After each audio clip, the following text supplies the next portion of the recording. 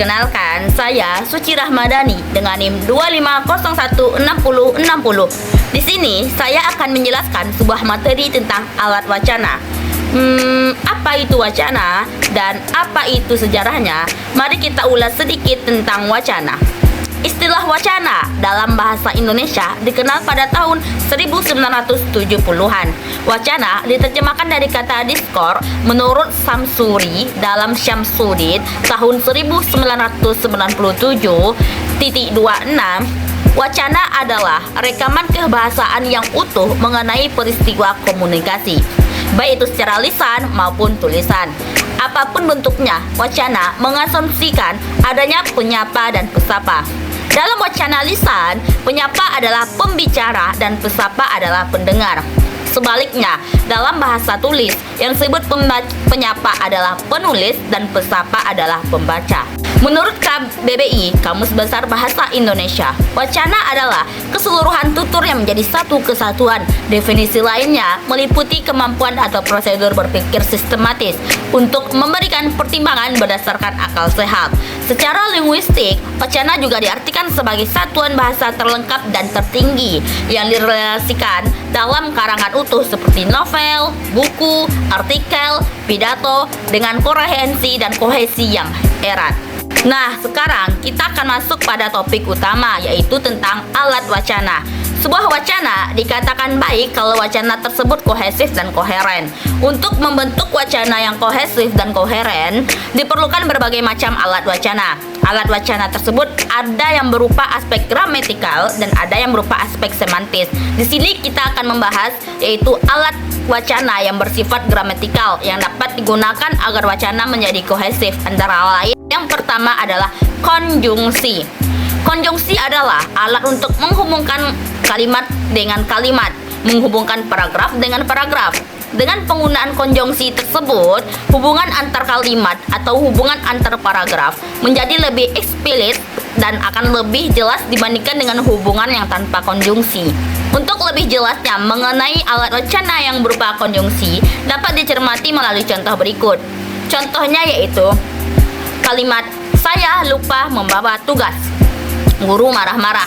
Hubungan kalimat tersebut tidak jelas. Untuk itu, agar hubungan kalimat tersebut jelas, perlu ditambahkan konjungsi sebagai alat wacana gramatikal. Silakan bandingkan kalimat itu dengan kalimat berikut ini. "Saya lupa membawa tugas, karena itu guru marah-marah." Hubungan kalimat pada contoh tersebut menunjukkan adanya hubungan sebab akibat. Kita masuk yang kedua. Yang kedua yaitu pronomina.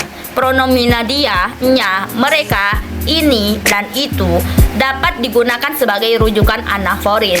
Dengan menggunakan pronomina sebagai rujukan anaforis, bagian kalimat yang sama tidak perlu diulang. Akan tetapi, bagian kalimat yang sama cukup diganti dengan pronomina. Dengan demikian, kalimat-kalimat yang digunakan sebagai unsur pembangunan sebuah wacana menjadi saling berhubungan. Untuk lebih jelasnya, penggunaan pronomina sebagai rujukan anaforis dapat dicermati melalui contoh berikut.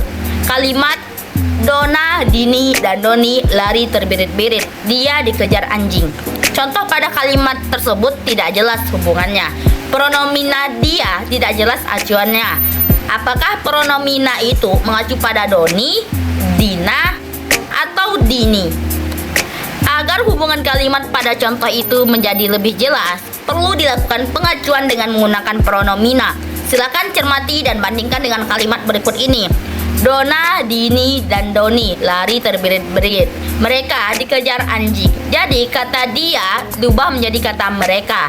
Kita masuk pada yang ketiga, yaitu elipsis. Elipsis adalah penghilangan bagian kalimat yang sama yang terdapat pada kalimat yang lain. Dengan elipsis, sebuah wacana akan menjadi lebih singkat, padat, tetapi tetap komunikatif. Hal itu disebabkan bagian kalimat yang sama tidak perlu diulang. Penghilangan atau elipsis itu sendiri menjadi alat penghubung kalimat di dalam wacana. Untuk lebih jelasnya mengenai alat wacana yang berupa elipsis, silakan cermati kedua contoh berikut. Masuk pada contoh yang pertama. Tetanggaku yang tinggal di depan rumahku bekerja di puskesmas Lubuk Buaya. Dia berasal dari Pariaman. Tetanggaku yang tinggal di sebelah kiri rumahku seorang guru. Dia berasal dari Solo.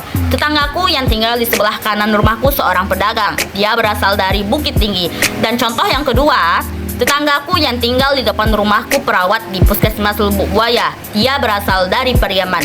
Yang di sebelah kiri rumahku seorang guru dari Solo. Yang di sebelah kanan rumahku pedagang dari Bukit Tinggi. Wacana pada contoh 1 terkesan lebih tidak efektif karena banyak menggunakan kata yang tidak berfungsi. Selain itu, kalimat-kalimat dalam wacana tersebut seolah-olah tidak berhubungan. Setiap kalimat berdiri sendiri-sendiri. Bandingkan dengan contoh 2, wacana pada contoh 2 lebih efektif dan kalimat-kalimatnya terasa lebih mengalir karena setiap kalimat berkaitan. Demikianlah yang dapat saya sampaikan. Saya ucapkan terima kasih dan saya akhiri dengan wassalamualaikum warahmatullahi wabarakatuh.